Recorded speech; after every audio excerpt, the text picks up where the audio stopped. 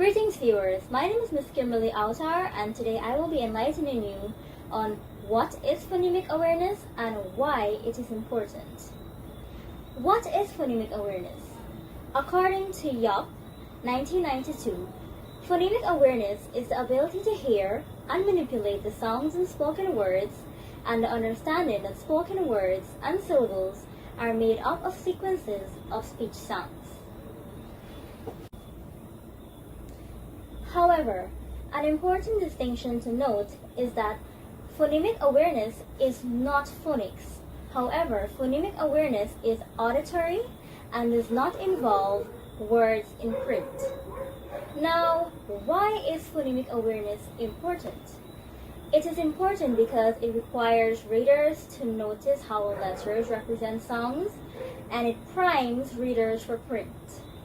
It gives readers a way to approach sounding out and reading new words. It also helps readers to understand the alphabetic principle, that is, the letters in words are systematically represented by sounds.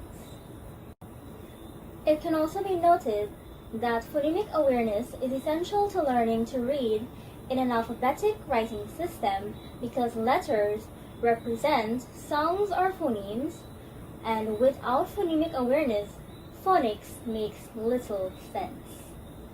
So now, here we have a chart showing phonemic awareness sequence of skills. Well, we always start from the simple to complex. So at the bottom here, as you can see, we have isolation, blending, segmentation, addition, and deletion. And lastly, at the top, we have substitution. Now, my partner, Miss Anusuya, will take you further into this chart whereby she explains each one. Thank you for listening.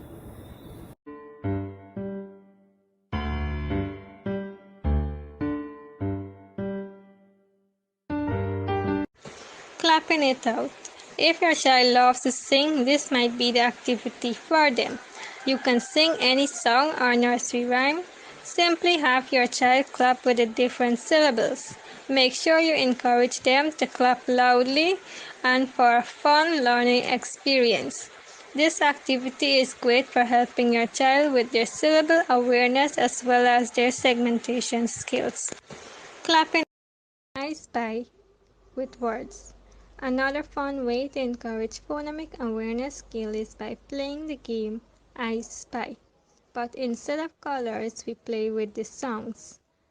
You can say, I spy with my little eyes, something that starts with the S sound, and wait for your child to shout out something they see that begins with that sound. This helps them with focusing and identifying the initial letter sound in words, an important building block for strong reading as they grow. I spy. We know your child is unique. Which learning activity they respond to best might be slightly different from those a child in their class or the kid next door responds to. This is normal. Phonemic awareness activities are all about what's helped your child learn in the most fun, effective, and easiest way possible. No matter which of these phonemic awareness activities you choose, your child is on their way to a happy, lifelong love of learning. Members of the committee and fellow teacher candidates, good morning. My task today is the component of literacy, and the method I will be using in today's session is the Rubik's technique. This is how you develop a child's mindset in both reading face-to-face and online. If you're wondering what the Rubik's technique is, it's a representation of a word that is sensible by the picture of an object. Keys to use when teaching comprehension. Build a foundation for comprehension by providing explicit phonics instructions and reinforcing new knowledge through interactive games. When you're doing comprehension with a child, be sure to ask them questions and reinforce games after the lesson, such as the dog catches the ball. You can do a lesson with them with catching the ball. And tell them later when you go home, if you do have an animal, such as a dog or a kitten, you can get something in a ball shape and play ball with them.